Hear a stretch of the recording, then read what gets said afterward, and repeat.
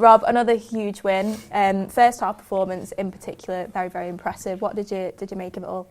First half performance, very, very impressive. Yeah. I was having a lovely time. Second half less so, but we'll get onto that later. Yeah, and and we are going to get onto it, but it was it did occur to me on about an hour going, I wish this was better, thinking, oh yeah, but they did play 2.5 days ago against Atletico Madrid and it went to 95 minutes.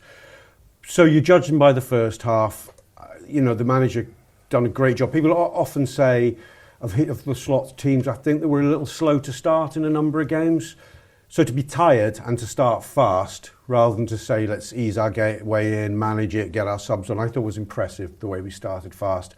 And I thought, I wouldn't say we saw the first real sighting of slot 2.0 Liverpool, because there were some key performers missing and not fit.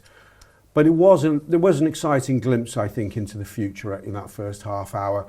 Mainly for me in the form of Ugo Ekitike, the way he gelled with the rest of the team.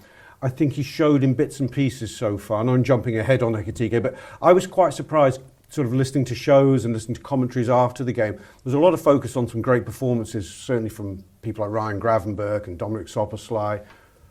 But in that first half hour, for me, I thought he was electric, and he was the sort of, the exemplar of the new Liverpool. I thought we were really, really exciting in that phase. They came ready for us. They came primed. He didn't want to just be passive, David Moyes, at Anfield in his second trip back anyway. But we didn't give them a minute or second to breathe.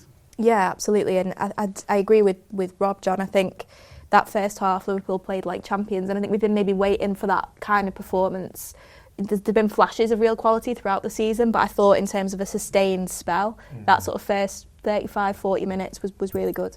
Yeah, what was really noticeable with me was the speed. They moved it from back to front, and that was how it felt a little bit different from the earlier games.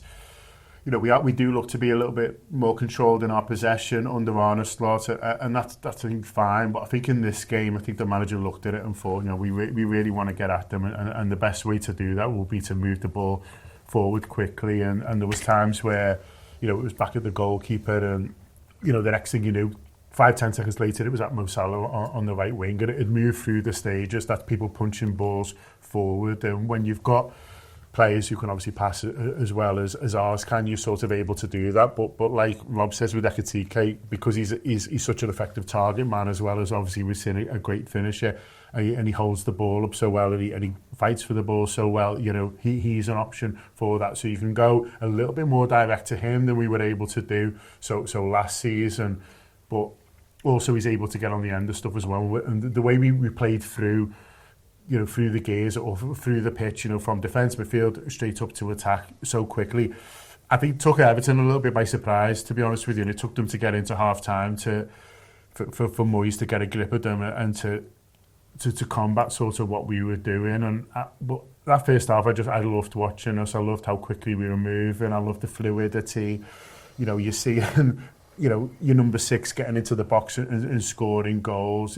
It's great to watch from a fan's point of view, but from Everton's point of view, they just didn't have an answer to it. I don't think, they played better second half, but I don't think they were necessarily poor in that first half an hour. I just don't think they could cope with what Liverpool were doing at all. I don't think, to be fair, there would be many teams that would be able to cope with how electric we were in that half an hour, because they were really, really at it. Yeah, obviously collectively it was a great team performance in that first half, but there were some brilliant individual performances, and chief among them was Ryan Gravenberch. I mean, it feels like we're sort of a bit of a broken record talking about how good he is. We did it a lot last season, but he just does seem to be going from strength to strength, not just in a defensive sense, but also this season going forward as well. Yeah, I said he was better than Steven Gerrard on the pitch the other day, and it's not wound people up enough, to be honest. Like I like more wind up, please. Maybe people are more like that. I've just committed it to YouTube, so let's see how we get on with that. Tongue in cheek, by the way, YouTube. Don't worry. He's just improving every single game, isn't he? And I think the thing that is impressing me the most about Gravenberch this season now is how much he's growing in sort of physical stature too. Like there was one moment in the Everton game where he sort of does his spin on the half turn, and I think where Everton were trying to get at him first half, I think they had a little bit more success with it second half, but in the first half in particular, they were trying to just be physical with him. So every time he did that half turn, they were trying to get really, really tight to him and really stuck into him. And every single time, it didn't seem to matter whether the contact came, whereas it felt like at times last season, particularly in the latter stages when he was maybe a bit tired. If the contact came, he wouldn't be able to ride that challenge. He'd be going down, or he'd be losing the ball in some sort of guise. And you saw it in that first half there, just how many times he took contact and was able to run with it. And I think that was probably what surprised Everton collectively the most, really, was how big and physical Liverpool are now. Liverpool fielded a pretty big team, because there are iterations of Liverpool they can field, which is quite sort of small. And I still think there are.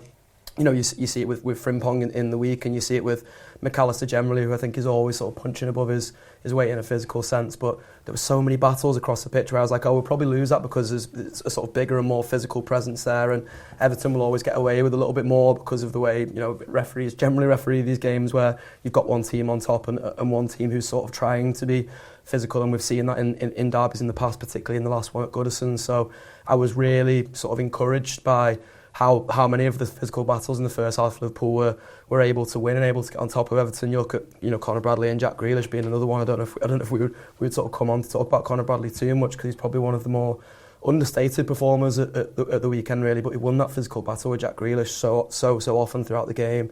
Plays the 90 minutes of course in doing so as well. So so much to be encouraged by. Ryan Gravenberch is clearly looking like Liverpool's player of the season so far, but there's so many lads who are coming to the party, and that's so exciting for us.